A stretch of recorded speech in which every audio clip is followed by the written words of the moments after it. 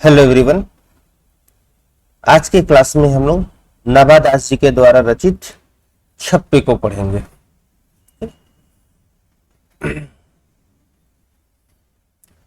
छप्य क्या होता है? छप्य इसके बारे में आगे हम लोग जानेंगे और ये सारी चीजें जो है वो आपके किताब में दी गई है नहीं।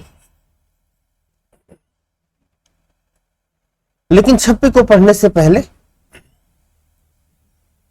नाभा दास जी के बारे में जो जानकारियां आपकी किताब में दी गई हैं उन जानकारियों को हम लोग जान ले, क्योंकि हो सकता है आपके एग्जामिनेशन में इनके जीवनी पर आधारित कुछ क्वेश्चन ऑब्जेक्टिव रूप में पूछ दिए जाए, तो इनके जीवन से संबंधित जो बातें हैं उसको जानना बहुत जरूरी है।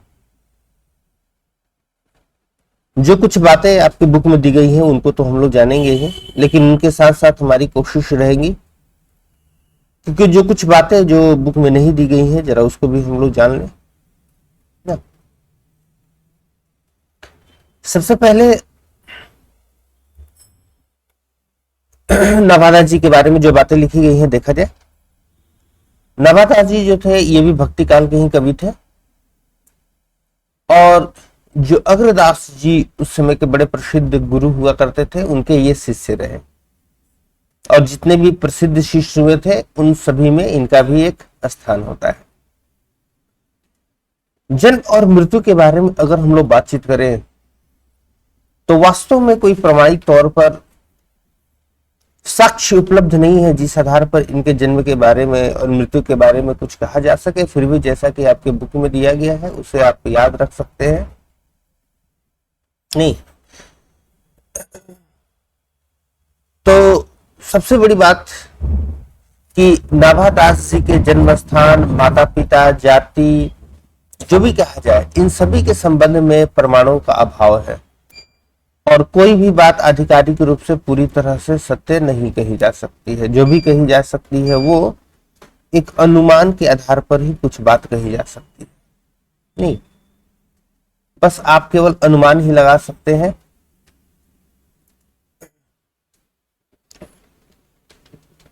जब भी मैं इन लोगों के बारे में पोएम वगैरह जो भी पढ़ाता हूं तो हमेशा एक बात जरूर बताता हूं कि इन लोगों ने अपने बारे में कोई विशिष्ट जो जानकारी है वो नहीं छोड़ी है।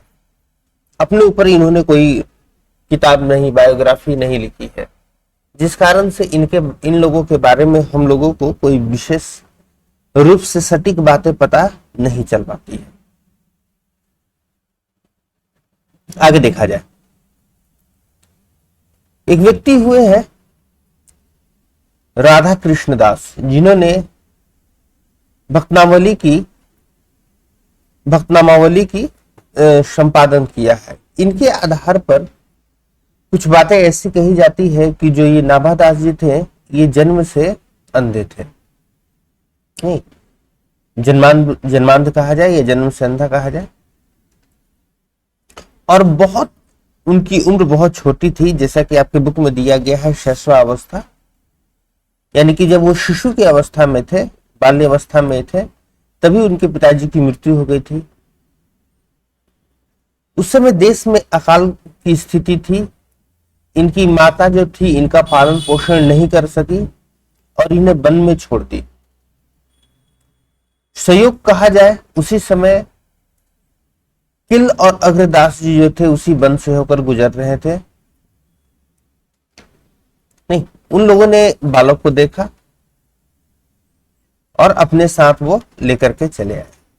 बाद में जो महात्मा थे उन लोगों के प्रभाव से नाभा दास जी की आंखों की ज्योति जो है वो प्राप्त हो जाती है और अग्रदास जी जो है इन्हें शिक्षित करते हैं और इन्हें इनका गुरु भी कहा जाता है। नाभा दास जी के गुरु अग्रदास जी को कहा जाता है।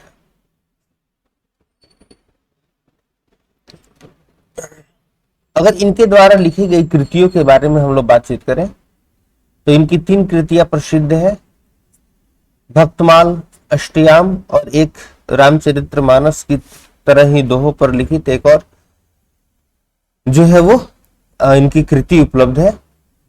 फिलहाल यहाँ पर हम लोग जो बातचीत करने वाले हैं वो भक्तमाल के बारे में बातचीत करने वाले हैं। और याद रखिएगा यह ब्रज भाषा में लिखी गई है।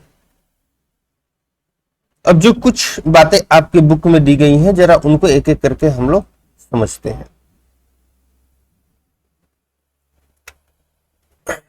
बात वही जन्म के बारे में अगर हम कहें तो अनुमानित ही है। मृत्यु अगर कहा जाए तो इसके बारे में भी कोई स्पष्ट जानकारी उपलब्ध नहीं है।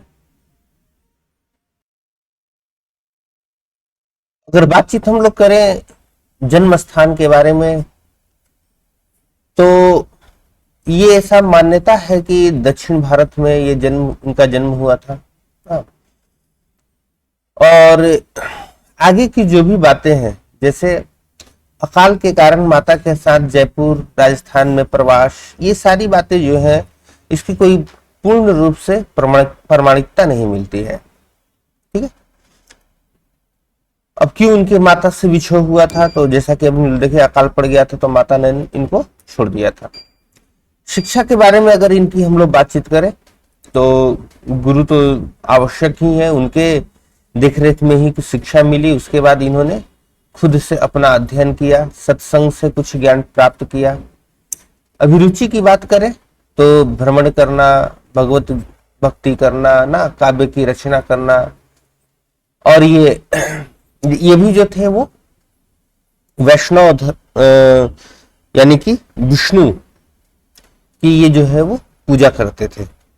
वैष्णव धर्म से ये संबंधित व्यक्ति थे जिसको हम लोग वैष्णविज्म बोलते हैं। तो वैष्णविज्म जिसमें विष्णु की पूजा की जाती है, शैविज्म जिसमें शिव भगवान की पूजा की जाती है, शक्तिज्म जिसमें देवियों की पूजा की जाती है, और समर्थिज्म जो वेदों की शक्ति को मानते हैं। तो ये चार तरह की जो है वो प्रणालियां चली आ रही हैं। तो ये वैष्णविज्म को मानने वाले व्यक्ति थे। अगर दीक्षा की हम लोग बात करें तो जैसा कि हम लोग देखे अग्रदास जी जो थे वो इनके गुरु रहे, और ये भी रामानंद की जो शिष्य परंपरा है उसके प्रसिद्ध कवि रहे थे अग्रदास जी। और रामानंद जी जो थे वो जिसके बारे में हम लोग पढ़ने वाले हैं कबीर, उनके भी ये गुरु रहे हैं। और रामानंद जी भी जो थे वो भी विष्णु की भक्ति करने वाले थे। अस्थाई स्थान के बारे में अगर हम बात करें तो जैसा कि आपके बुक में दिया गया है वृंदावन, याद रखिएगा। इनकी रचना जो है वो भक्तमाल अष्टयाम, और ये अष्टयाम जो है वो रामचरितमानस की दोहे चौपाई शैली में लिखी गई है। और कुछ विशेष बात जो इसमें दी गई है वो क्या दी गई है कि जो नाभादास की पारिवारिक सामाजिक जो पृष्ठभूमि थी वो अधिकतर विद्वानों के मुताबिक दलित वर्ग की थी।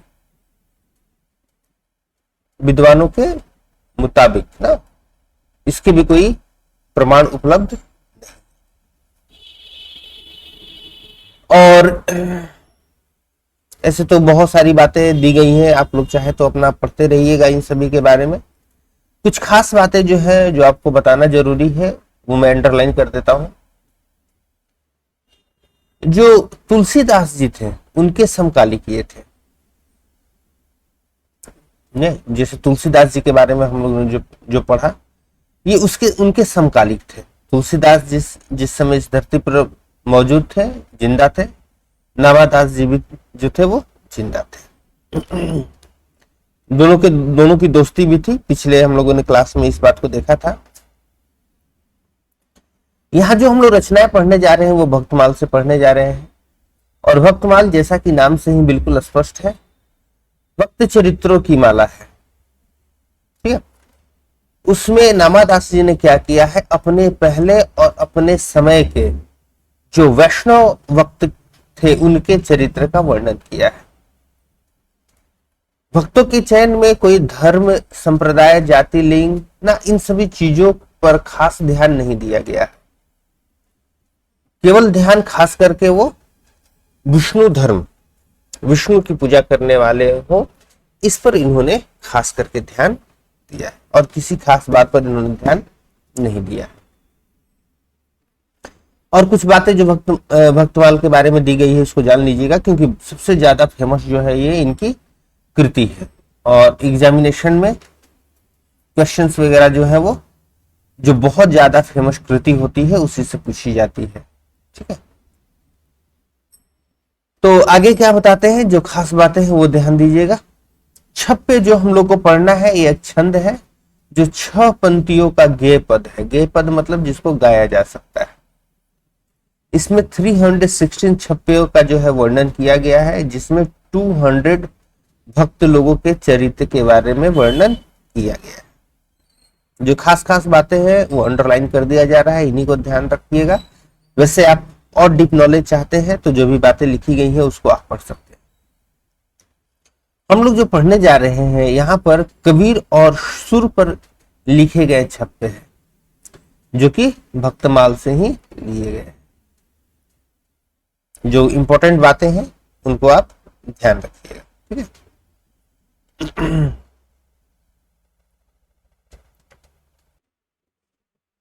जो पहला छप्पे है वह कबीर के ऊपर आधारित है। नहीं, कबीर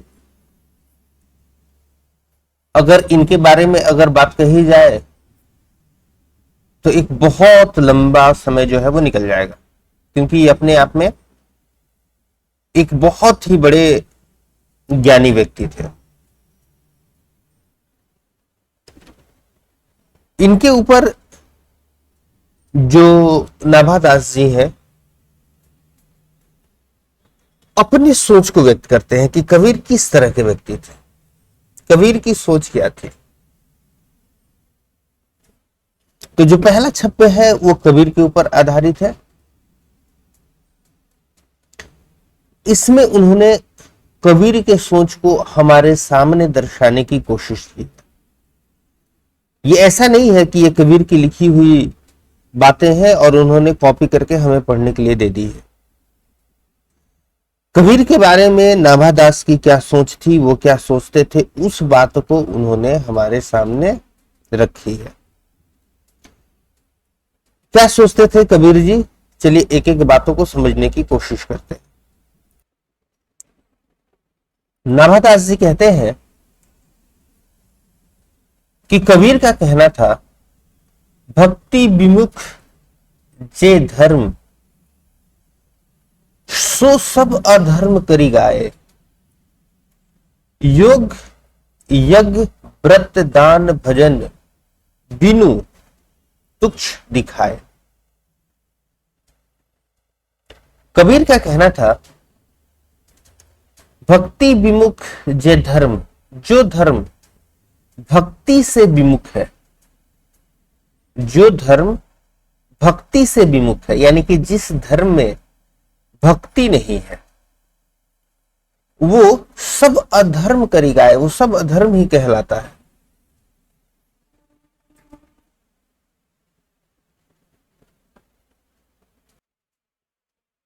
आप किसी भी धर्म की बात कर लीजिए, हिंदू हो मुस्लिम हो, खास करके उन्होंने यहां पर जो है वो हिंदू और मुस्लिम को ही खास करके उन्होंने टारगेट किया है। नहीं, हिंदू मुस्लिम तो वो आपस में झगड़ा करते हुए ज्यादा देखते थे, इसीलिए वो इन्हीं लोगों, मतलब ऐसा नहीं है कि वो हिंदू मुस्लिम के बहुत बड़े दुश्मन थे, सब ऐसी बात नहीं है। कबीर के जीवनी के बारे में आप लोगों ने तो जरूर ही पढ़ा होगा। कबीर के जीवन के बारे में भी कुछ पता नहीं है, वो कहाँ के थे, क्या थे। उनका पालन पोषण जो है वो केवल पता है कि एक मुस्लिम परिवार में हुआ था। नहीं, नीरू और नीमा के घर में, और ऐसा कहा जाता है कि वो भी उनके अपने संतान नहीं थे।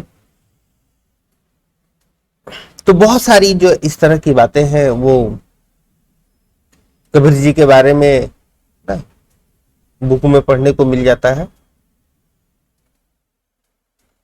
तो खुद पता नहीं था कि वास्तव में वो हिंदू थे कि मुस्लिम थे, लेकिन मुस्लिम परिवार में उनका पालन पोषण किया गया था। ऐसे बचपन में किताबों में हम लोगों को पढ़ने को मिलता है। आप लोगों ने भी पढ़ा ही होगा ना। नीरू और नीमा जब रास्ते से गुजर रहे तो अचानक उन्हें बच्चे की रोने की आवाज सुनाई देती है और वो जाते हैं तो वहां पर बच्चा पड़ा मिलता है और उसे लेकर के आते हैं, पालन पोषण करते हैं ना।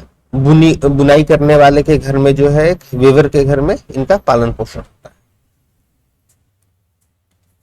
और कबीर की अगर हम लोग सोच की बात करें तो वो वन गॉड को जो है वो हमेशा समर्थन करते थे। उनका मानना था कि जो पूरा यूनिवर्स है वो वन गॉड है, एक ही भगवान पर जो है वो केंद्रित है। एनर्जी जो है उसी से सारा ये यूनिवर्स चलता है। One energy, one God, one universe, ये उनका सोच था। तो कहते हैं कि आप धर्म के लिए जितना भी झगड़ा कर लो, कोई भी धर्म हो, अगर आपके धर्म में भक्ति नहीं है तो फिर आपका धर्म जो है वो बिल्कुल अधर्म है। आपका धर्म किसी काम का, आप जो भी काम कीजिए वो सब अधर्म का ही काम होगा। यानी कि इस धरती पर सबसे इंपॉर्टेंट है भक्ति। ठीक है, ये उनका कहना था। कहते हैं कि आप अपने धर्म के आधार पर योग करें, यज्ञ करें, व्रत करें, दान करें, भजन करें, जो भी करें, लेकिन भक्ति बिनु तुच्छ दिखाए, भक्ति के बिना ये सब कुछ तुच्छ ही, बेकाम का ही सब प्रतीत होता है। किसी काम का नहीं है ये योग, यज्ञ, व्रत, जो भी आप करें, नहीं, किसी भी धर्म के लिए ये बात कह रहे हैं। जैसा कि आप लोग जानते हैं, अगर इनके बारे में देखिएगा तो करीब 15वीं शताब्दी यानी कि 440 के आसपास इनका जन्म का समय माना जाता है कबीर जी का, और वो भक्ति आंदोलन का समय रहता है। सभी लोग जो है वो भक्तिमय रहते हैं। इनके गुरु भी जो थे वो रामानंद ही थे ना।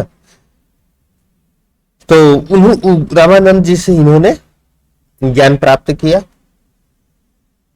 और इनके बारे में तो इनकी जितनी भी प्रसिद्ध ना दोहे हैं, चौपाइयां हैं, उसके बारे में तो खैर कहा नहीं जा सकता है। जैसा एक बड़ा ही फेमस इनका दोहा है, पोथी पढ़ पढ़ जगमुआ पंडित भया न कोई, ढाई अक्षर प्रेम का पढ़े जो पंडित होए। यानी आप जितना भी है इस धरती पर पढ़ाई कर लें, लेकिन अगर आपके अंदर प्रेम नहीं है, दया नहीं है, दूसरों के प्रति सहानुभूति की भाव नहीं है, तो फिर आपकी सारी पढ़ाई जो है वो बेकार है। ढाई अक्षर प्रेम का, दैट मीन्स क्या? दूसरों के प्रति प्रेम, दूसरों के प्रति सहानुभूति रखे, दूसरों के प्रति दया रखे, काइंडनेस रखे, ये पढ़ाई पढ़नी जरूरी है। तो वही बात बताते हैं कि आप चाहे जिस धर्म से भी हो, आपके धर्म में यदि भक्ति नहीं है, भक्ति भाव नहीं है, दूसरों के प्रति दया नहीं है, भक्ति है क्या? नहीं। भक्ति दैट मीन्स कि दूसरों के सामने अपने आप को पूरी तरह से सरेंडर कर देना, समर्पित कर देना। जिसको भी आप अपना गुरु मानते हैं, देवता मानते हैं, जो भी मानते हैं, उसके प्रति पूरी तरह समर्पित हो जाना। तो समर्पित आप तभी होंगे जब किसी के प्रति आपके मन में प्रेम होगी। तो यदि आपके धर्म में मोह, माया, प्रेम, भक्ति ये सब कुछ नहीं है, दूसरों के प्रति आप दया नहीं रखते हैं, केवल दिखावे के लिए आप सारा काम करते हैं, तो फिर आपका धर्म किसी काम का नहीं है।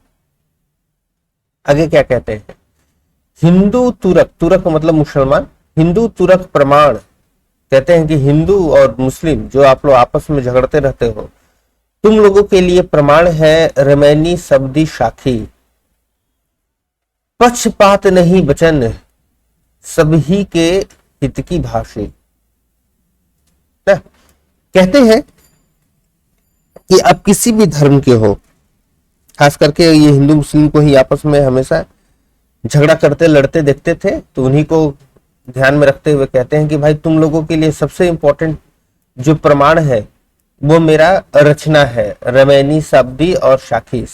रमैनी शब्दी और साखी जो है, ये इनकी बड़ी ही फेमस एक रचना है कबीर जी की, जिसका नाम है बीजक। ठीक है, बीजक देख सकते हैं आप लोग,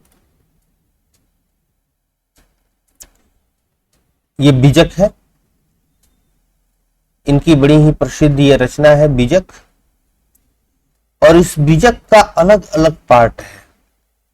ये कबीर जी है। अब बहुत पुराना ये जो है वो संस्करण का बुक है। इसमें जो है इनके द्वारा अलग अलग पार्ट कुल मिलाकर के करीब 11 पार्ट में जो है इन्होंने बीजक को लिखा है। इसका अलग अलग पार्ट है जिसकी ये आप लोगों को यहाँ पर चर्चा करके बता रहे हैं ना। देखिए जैसे रामायणी हो गया ना, उसके बाद ये अगर आगे हम लोग और बढ़ते हैं तो सभी इसमें मिल जाएंगे जिनका जिनका इन्होंने नाम, देखिए सबद ना, जिनका जिनका इन्होंने नाम लिया है, सभी ये दोहे चौपाइयों से बिल्कुल भरा हुआ है। नहीं चौतीसी नहीं, ये देख सकते हैं आप लोग कहरा, ठीक है, शाखी जिसकी ये चर्चा कर रहे हैं, सभी में देख सकते हैं दोहे वगैरह, चाचर ना, बेली, ये सब इनका जो है वो लिखा गया।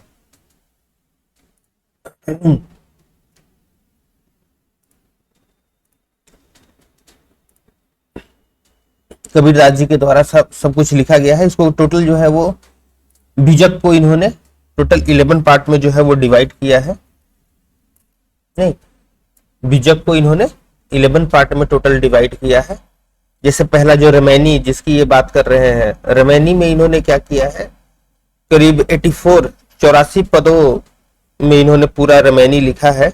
बीजक के अंदर ही एक पार्ट है रामायणी, जिसमें जैसे आप लोग जानते हैं कि हम लोग अपनी मान्यताओं के अनुसार मानते हैं कि टोटल 84 लाख योनियां होती हैं जिसमें हमारी एनर्जी जो है वो फंसी रहती है। मतलब जैसे भी मनुष्य है, मृत्यु के बाद फिर हमारी जो एनर्जी है वो किसी दूसरे में चले जाएगी, किसी दूसरे रूप में वो जन्म ले लेगी। तो इंसान की जो मेन जो टारगेट है इस धरती पर जन्म जो लेते हैं, टारगेट ये है कि वो उनका जो एनर्जी है वो इस बार बार जन्म से मुक्त हो जाए। तो कैसे हम लोग इस बार बार जन्म से मुक्ति प्राप्त कर सकते हैं, इसी को उन्होंने रामायणी में बताया है। शब्द जो है वो करीब 111 पद में लिखा गया है। ये खान पान पर और वाणी पर आधारित है। खान पान वाणी यानी कि अगर इंसान अपने खाने पीने और अपने वाणी पर जो है वो अगर कंट्रोल कर लेता है तो फिर अब कहना नहीं है, वो इस पूरी दुनिया को जीत सकता है। नहीं, ऐसी वाणी बोलिए मन का आपा खोए ना, औरों को शीतल करे आप भी शीतल होए। हमें ऐसी वाणी बोलनी चाहिए जिसे सुनने वाले जो है वो मंत्र मुग्ध हो जाए। तो टोटल 11, जैसे साखी भी इसी तरीके का है, तो टोटल 11 पार्ट है। जैसे पहला रामायणी हो गया, दूसरा शब्द हो गया, तीसरा चौतीसी हो गया, नहीं, उसके बाद एक तीसी आता है, उसके बाद बसंत, उसके बाद कहरा, चाचर, बेली, बेरुली, हिंडोला, साखी, ये सब सबसे लास्ट में साखी आता है। तो इस तरह से जो है ये सारा कुछ इनके द्वारा रचना है बीजक के अंदर। सबसे बीजक इनकी प्रसिद्ध रचना है। तो कहते हैं कि हिंदू और मुस्लिम जो भी आप लोग हो, जाओ मेरा रामायणी, शब्दी, साखी जरा पढ़ करके देखो। ये प्रमाण है किस चीज का, कि कोई भी धर्म अगर भक्ति के बिना होगा तो वो अधर्म हो जाएगा। और इसमें मैंने पक्षपात वाली बात नहीं की है। ऐसा नहीं है कि मैंने हिंदू के पक्ष में लिखा है या मुस्लिम के पक्ष में लिखा है, मैंने कोई पक्षपात नहीं किया है। पक्षपात नहीं बचन, मेरे बात पक्षपात वाले नहीं है, सभी के हित की भाषी, वो सभी के हित के लिए बोली गई बात है। किसी भी धर्म के हो, सबके हित की बात जो है वो मैंने अपने बीजक में कही है। याद रखिएगा इस बीजक को। नहीं, ये उसी के अंदर रामायणी, शब्दी, साखी सारा कुछ लिखा गया है। ठीक है, जैसा कि बताया ये वन गॉड पर जो है वो विश्वास करते थे। नहीं, एक गॉड पर। आगे देखा जाए क्या कहते हैं।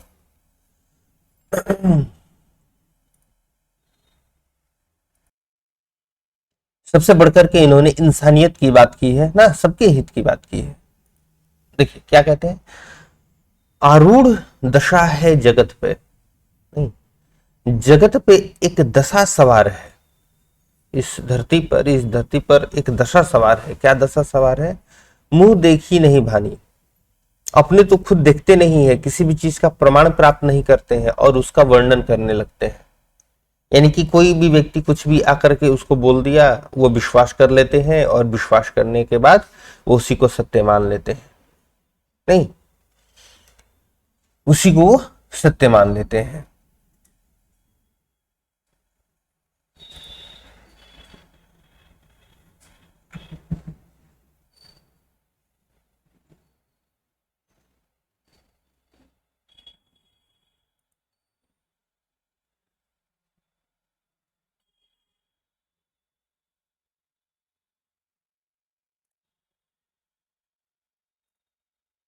उसी को सत्य मान।